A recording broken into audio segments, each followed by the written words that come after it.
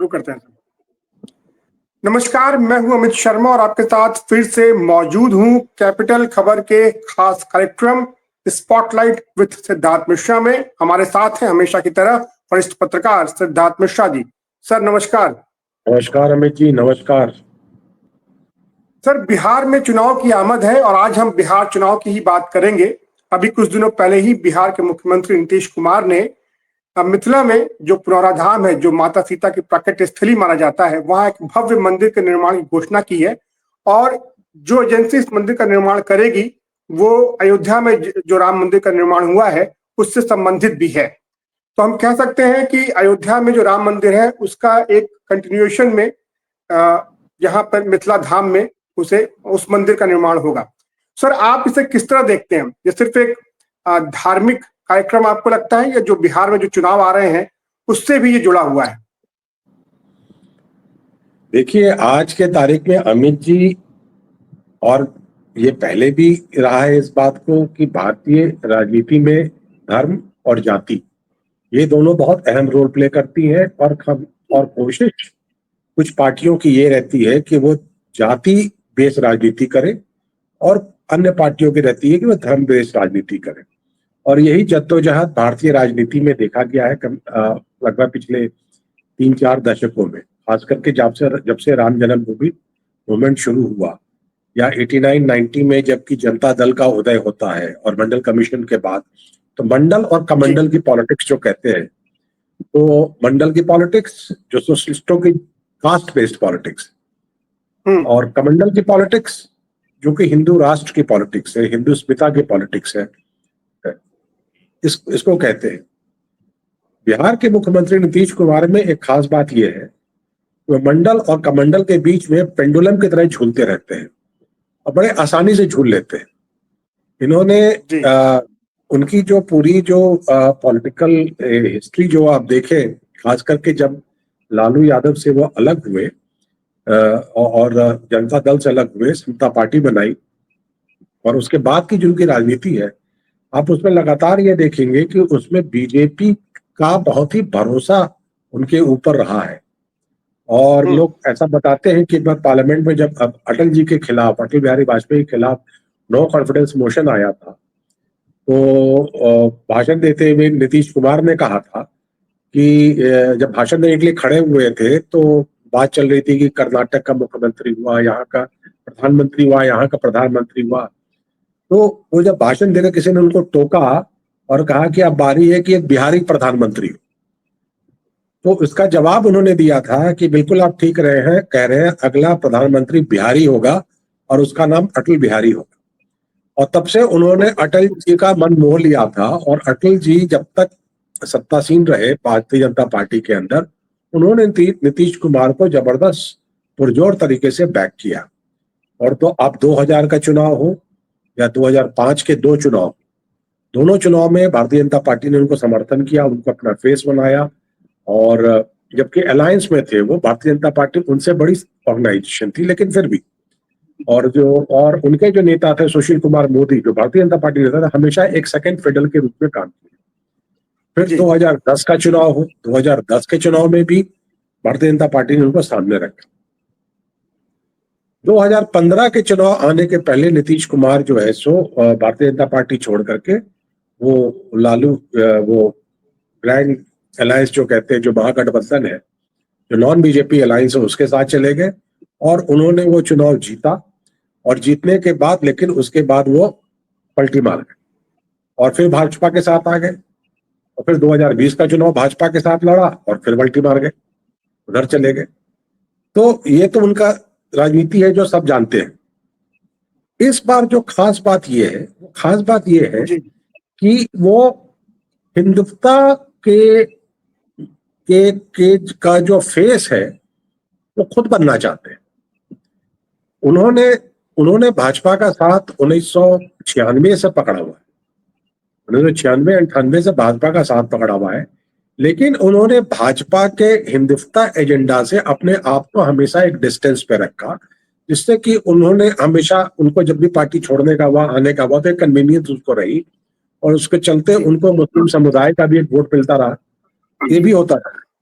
लेकिन इस बार जो खास बात वो नजर ये आ रही है कि उन्होंने हिंदुत्व के एजेंडा को अपना लिया है, अपनाया ही नहीं है, वो उसका चेहरा भी बनना चाहते हैं। जिसका कि सबसे बड़ा उदाहरण है ये जानकी धाम मंदिर का जो उन्होंने अनाउंसमेंट किया है। अगर उसकी तस्वीरें कुछ मैंने पहले भी दिखाई थी, जो ओपनिंग स्लाइड थी, और फिर आपसे शेयर कर रहा हूं कि उन्होंने उसमें किसी बीजेपी नेता के साथ, उसकी जो अनवेलिंग का जो अनाउंसमेंट है, किसी बीजेपी नेता के साथ फोटो नहीं है। वो जानकी धाम मंदिर के कंस्ट्रक्शन का पूरा पूरा क्रेडिट खुद लेना चाहते हैं और वह एक तरह से हिंदुत्व के एजेंडा बनना चाहते हैं। अब समझने वाली बात यह है कि ऐसा वो क्यों कर रहे हैं। प्रधानमंत्री मोदी ने पिछले 5-7 साल में जो एक स्कीम चलाई है, जो राशन की जो स्कीम है, उसके बहुत बड़ी संख्या में बेनिफिशियरी, फ्री राशन की जो प्रधानमंत्री योजना के अंतर्गत जो है, उसके बहुत बड़े बेनिफिशियरी बिहार में जो महादलित कास्ट है और जो एक्सट्रीमली बैकवर्ड कास्ट है, जो कि नीतीश कुमार के वोट बैंक्स रहे हैं, वो उसके बेनिफिशियरी रहे हैं।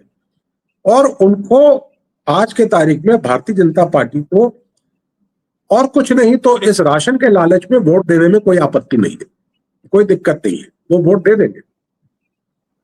इस बात को रामविलास पासवान के बेटी चिराग पासवान भी खूब समझते हैं। वो आप देखिए कि किसी भी भाजपा नेता से बड़ा टीका लगाए घूम रहे हैं और हाथ में जो उन्होंने बांध रखी है वो रक्षा की बंधने, वो किसी भी भाजपा नेता से ज्यादा है। तो ये दोनों नेता इस बात को समझ रहे हैं कि आज के तारीख में जो एक तो देखिए जो कास्ट पॉलिटिक्स है, कास्ट पॉलिटिक्स को तोड़ने के लिए नीतीश कुमार ने वो एक्स्ट्रा बैकवर्ड क्लासेस को अलग किया, महादलित कास्ट को अलग किया, वो उनके साथ है। बाकी तो तेजस्वी यादव के साथ है भारी संख्या में। नीतीश कुमार का अपना कास्ट जो है कुर्मी कास्ट, वो छोटे संख्या में है। जो कुशवाहा कास्ट है उसके कई दावेदार हैं, सारे पार्टियों में, भाजपा में दावेदार है, आरजेडी में दावेदार है, सब दावेदार है। तो ऐसी स्थिति में नीतीश कुमार ने इस बार ज्यादा ये सुगम समझा कि चूंकि जो मेरा वोट बैंक है, जो बेनिफिशियरी है प्रधानमंत्री मोदी के स्कीम्स का, राशन स्कीम्स का, क्यों ना उसका प्रतिनिधित्व मैं करूं, वो प्रतिनिधित्व मैं जारी रखूं। और चूंकि उसका एक मोह भाजपा के लिए है, तो भाजपा का जो एजेंडा है उसको मैं क्यों ना ओढ़ लूं। तो इसी एजेंडा के मार्फत इन्होंने, आप देखेंगे कि वो ना सिर्फ मतलब कहते हैं ना कि एक counter part of Ram temple scheme को बिहार में लाना चाह रहे हैं, ले भी आए हैं, अनाउंस भी कर दिया है, लेकिन उसका चेहरा भी वो खुद ही बनना चाहते हैं। वो नहीं चाहते हैं कि इस एजेंडा का श्रेय भाजपा के किसी नेता को मिले, सारा श्रेय वो खुद लेना चाहते हैं इस बात के लिए। और ये आज के तारीख में नीतीश कुमार की बहुत लंबी राजनीतिक पारी रही है, प्रॉब्ली ये लास्ट पारी खेल रहे हैं, जो उनके स्वास्थ्य की खबरें मिलती है, जो सुनने में आ रही है। इस पारी में उन्होंने फिर एक दांव खेला है, अच्छा दांव खेला है। मैं तो ये कहूंगा कि वो भाजपा के साथ जाने को तो तैयार है, उनके साथ चुनाव लड़ रहे हैं। कई पब्लिक मीटिंग में आपने देखा कि उन्होंने मोदी जी का अभिनंदन भी किया है, सब किया है, लेकिन उनके अंदर का पॉलिटिशियन जो है, और जो लालू यादव कहते हैं उनके पेट में 32 दांत है, वो 32 दांत फिर से अपना खेल दिखा रहे हैं। और वो हिंदुत्व एजेंडा को, अपनी पार्टी का एजेंडा, और जो सीता मंदिर जो है, जो जानकी धाम जो है, उसका एजेंडा को अपनी पार्टी का एजेंडा बना करके दिखा रहे हैं। और मेरे ख्याल से उसमें वो काफी हद तक सक्सेसफुल भी रहेंगे। उसकी टाइमिंग बड़ी जबरदस्त रही है। और देखिए नीतीश कुमार की परेशानी क्या है कि वो लगातार उन पे तेजस्वी यादव अटैक कर रहे हैं कि आपका प्रोग्रेसिव एजेंडा तो फेल कर दिया, सुशासन तो फेल कर गया, ना लोगों को एम्प्लॉयमेंट मिली, ना लोगों को माइग्रेशन रुका, ना ये रुका ना। तो इसको काउंटर करने के लिए उन्होंने राशन का एजेंडा, जो सब्सिडाइजेशन का एजेंडा, और दूसरा ये हिंदुत्व का एजेंडा, दोनों का एमलगेशन बनाया है अपने इस चुनावी रणनीति में। और मेरे ख्याल से देखना है कि वो कितने सक्सेसफुल होते हैं। जी बिल्कुल। बिहार की राजनीति में नीतीश कुमार काफी परिपक्व माने जाते हैं सर, और जैसा आपने खुद कहा कि पेंडुलम की रफ्तार के अनुसार वो अपनी जगह बदलते रहे हैं और बड़े ही सक्सेसफुल रहे हैं। पिछले 2005 में जब वो पहली बार सत्ता में आए और आज 2025 है, वो लगातार सत्ता में रहे हैं और मौसम का मिजाज समझ करके कब कहाँ किस पार्टी में रहना है वो लगातार रहे हैं और सत्ता के करीब रहे हैं। तो इस बार भी अगर उनकी रणनीति है, उस रणनीति पे वो काम कर रहे हैं, उसे अनदेखा नहीं किया जा सकता। आपने बड़े विस्तार से उस रणनीति की आज चर्चा की है। बहुत बहुत धन्यवाद सर आपका। आज आप इस चर्चा में शामिल हुई और आपने एक विस्तार से बताया कि बिहार की राजनीति अब किस करवट जा रही है, नीतीश कुमार की अगली रणनीति क्या बन रही है। बहुत बहुत धन्यवाद सर। Thank you.